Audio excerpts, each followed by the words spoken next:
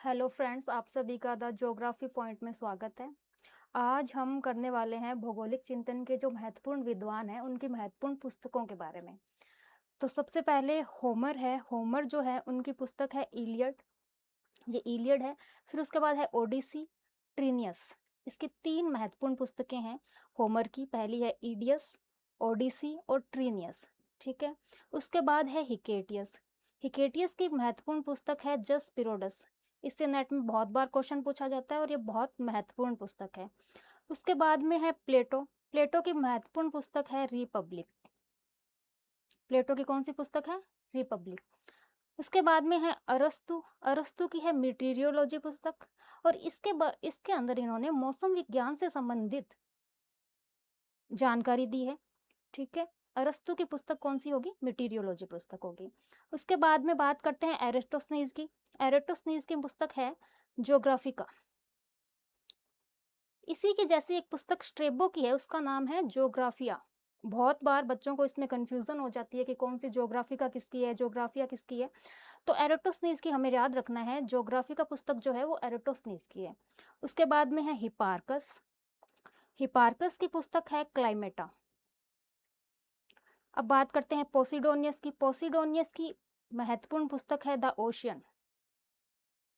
भौतिक भूगोल के इन्हें पिता भी कहा जाता है।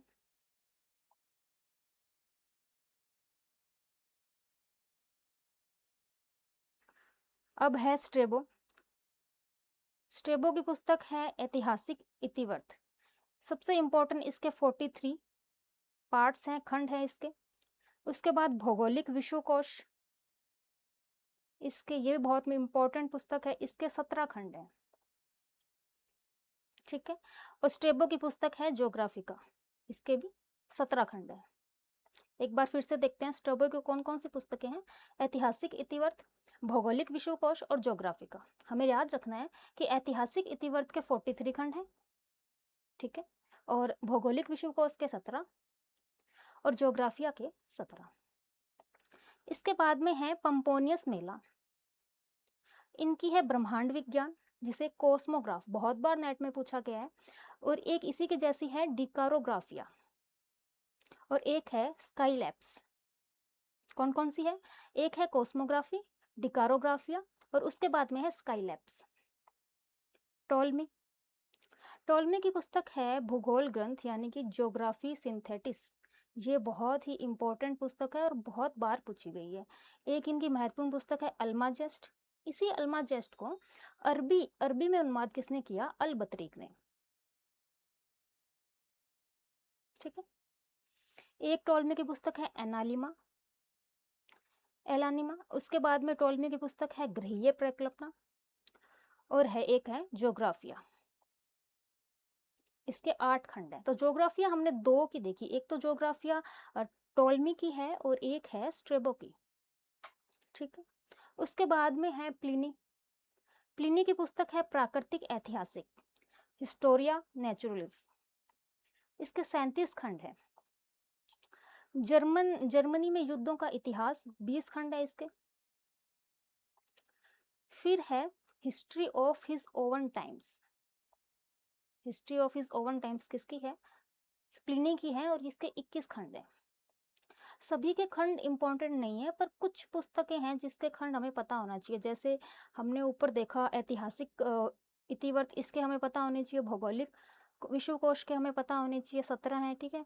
टॉलमी में कुछ नहीं है। प्लिनी में कौन से हैं? ये जो हिस्टोरिया नेचुरलिस है, इसके 37 खंड है, ये हमें पता होना चाहिए। उसके बाद में प्लिनी की पुस्तक है मौसम विज्ञान, मीटियोलॉजी। अब बात करते हैं हम्बोल्ट की। हम्बोल्ट की है राइनलैंड बेसाल्ट, 1789 में इन्होंने लिखी। उसके बाद में जियोग्नाजिया। एक है नए महाद्वीपों के भूमध्य रेखीय प्रदेश की यात्रा, इसके 30 खंड हैं। मध्य एशिया, सेंट्रल एशिया इनकी पुस्तक है, इसके 2 खंड हैं। उसके बाद है मैक्सिको और क्यूबा का प्रादेशिक भूगोल। हम्बोल्ट की एक और पुस्तक है कोसमोस, बहुत ही इंपॉर्टेंट। इसका हमें सन भी पता होना चाहिए। 1845 से 1862 तक 5 खंडों में इन्होंने प्रकाशित की है, ठीक है। उसके बाद में रीटर हैं। रीटर की पुस्तक है यूरोप, भौगोलिक, ऐतिहासिक तथा सांख्यिकी चित्रण। इनका पहला भाग 1804 में और दूसरा 1807 में आया। उसके बाद में यूरोप के 5 मानचित्र, ये बहुत ज़्यादा इम्पोर्टेंट है, बहुत बार नेट में इससे क्वेश्चन आए हुए हैं। रीटर की एक और महत्वपूर्ण पुस्तक है अर्थकुंड, इसके 19 खंड हैं। ठीक है, हम एक बार फिर से देखते हैं। हमबोल्ट की राइनलैंड बेसाल्ट है। उसके बाद में जियोग्नाजिया है, नए महाद्वीपों के भूमध्य रेखीय प्रदेश की यात्रा। उसके बाद में मध्य एशिया। उसके बाद मैक्सिको और क्यूबा का प्रादेशिक भूगोल। हमबोल्ट की एक और कौन सा है, कॉस्मोस है। ठीक है। उसके बाद रीटर, रीटर की पुस्तक यूरोप, एक यूरोप के ही 6 मानचित्र और एक है अर्थकुंड। बात करते हैं रेड जेल की। रेड जेल ने हमें पता है सबको कि रेड जेल के जीवन में भी इनके डार्विन का बहुत ज़्यादा प्रभाव था। डार्विन के विकासवादी सिद्धांत की समालोचना इन्होंने की है 1869 में, ये भी काफ़ी इम्पोर्टेंट है। उसके बाद भूमध्य सागरीय तट के जीव, ठीक है, 1870 में। उसके बाद में एक प्रकृति विज्ञानी की यात्राएं, इनकी आप पुस्तकें लगभग देखेंगे जहाँ जहाँ इन्होंने यात्राएं की हैं उस संदर्भ में है। उसके बाद में चीनी उत्प्रवास है।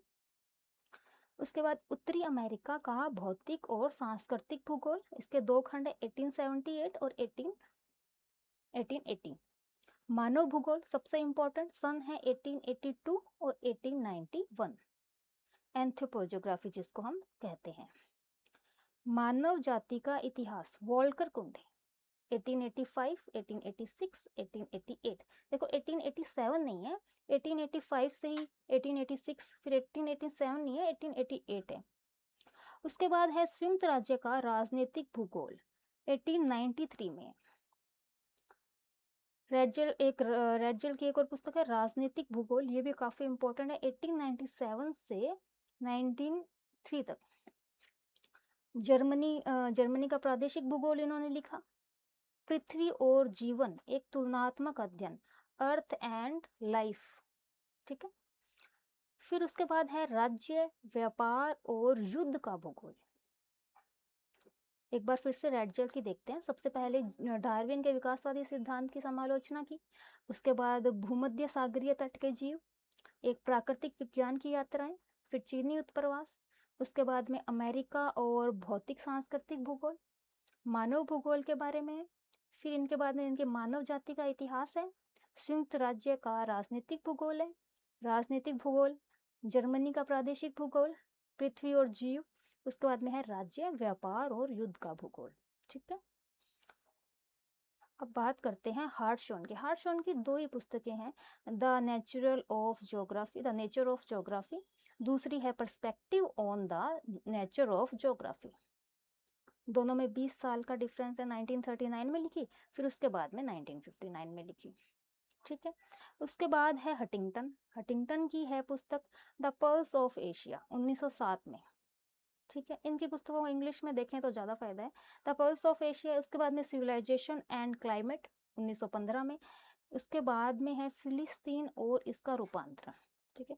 उसके बाद महत्वपूर्ण पुस्तक है प्रिंसिपल्स ऑफ ह्यूमन ज्योग्राफी, 1920 में। ये सब इसकी बहुत ही इंपॉर्टेंट है, इसको आप थोड़ा सा अवॉइड कर सकते हो। उसके बाद है जलवायु परिवर्तन, उसकी प्रकृति एवं कारक, 1922 में, क्लाइमेट चेंज। उसके बाद में Earth and Sun, 1923। Character of races, ये भी इंपॉर्टेंट है, ये भी है। ह्यूमन हैबिटेट, 1927 में। आर्थिक एवं सामाजिक भूगोल, 1933 में। उसके बाद में है आर्थिक भूगोल के सिद्धांत, 1940 में। सभ्यता और मुख्य स्रोत, मेन स्प्रिंग ऑफ सिविलाइजेशन, बहुत इंपॉर्टेंट है, 1945 में। इसको वापस देखते हैं। सबसे पहले है द पल्स ऑफ एशिया, 1907 में। ठीक है। उसके बाद है सिविलाइजेशन एंड क्लाइमेट। ठीक है। उसके बाद में है प्रिंसिपल ऑफ ह्यूमन ज्योग्राफी, जलवायु चेंज, अर्थ एंड द सन, 1923 में। उसके बाद कैरेक्टर ऑफ रेसेस, 1924 में। ह्यूमन एंड हैबिटेट, 1927 में। उसके बाद में है आर्थिक एवं सामाजिक भूगोल, 1933 में। आर्थिक भूगोल एवं सिद्धांत, 1940 में। फिर है मेन स्प्रिंग ऑफ सिविलाइजेशन, 1945 में। उसके बाद में आते हैं ब्लांश। ब्लांश की जो मुख्य पुस्तकें आप देखेंगे वो फ्रांस, यूरोप और इससे संबंधित हैं। तो एनाल्स डी ज्योग्राफी ये इसकी बहुत ज़्यादा इम्पोर्टेंट पुस्तक है, ठीक है, ये मुख्यतः पूछी जाती है। उसके बाद में यूरोप के राज्य और राष्ट्र, ठीक है, 1889 में। उसके बाद यूरोप की मानचित्रावली, फ्रांस का भूगोल है, पूर्वी फ्रांस का भूगोल है, और एक प्रिंसिपल दी ज्योग्राफी ह्यूमन 1921 में। ये सेम ही पुस्तक हमने किसकी देखी, प्रिंसिपल ऑफ द है, ये हटिंगटन की है और इनकी बीच से काफी मिलती जुलती है। उसके बाद में है कार्ल सावर। एक बार फिर ब्लांश की पुस्तकें देख लेते हैं। एनाल्स डी ज्योग्राफी, यूरोप और राज्य, यूरोप के राज्य और राष्ट्र, यूरोप की मानचित्रावली है। उसके बाद फ्रांस का भूगोल है और पूर्वी फ्रांस का भूगोल है। मानव भूगोल के सिद्धांत है। और अब देखते हैं कार्ल सावर के। कार्ल सावर के कौन से हैं, जैविक विश्व का मानव उपयोग, जैविक विश्व का मानव उपयोग। फिर है ओजार्क उच्च भूमि पठारी भूगोल का अध्ययन 1920 में। इनकी इंपॉर्टेंट बुक्स कौन कौन सी हैं, द मॉर्फोलॉजी ऑफ लैंडस्केप 1925 में है, बहुत इंपॉर्टेंट है। उसके बाद में है कल्चरल ज्योग्राफी 1931, आपको इसके सन भी याद रखने चाहिए। Introduction to geography 1932। उसके बाद में है उत्तरी पश्चिमी मैक्सिको की आदिम जनसंख्या, उत्तरी पश्चिमी मैक्सिको की आदिम जनसंख्या। उसके बाद है ऐतिहासिक भूगोल की भूमिका और कृषि का उद्गम और प्रसार, एक भूगोलवेता का शिक्षण यानी कि teaching of a geographer. Mainly इसकी तीन बहुत इंपॉर्टेंट है, एक तो द मॉर्फोलॉजी ऑफ लैंडस्केप, दूसरी कल्चरल ज्योग्राफी और तीसरी introduction to geography. Thank you so much.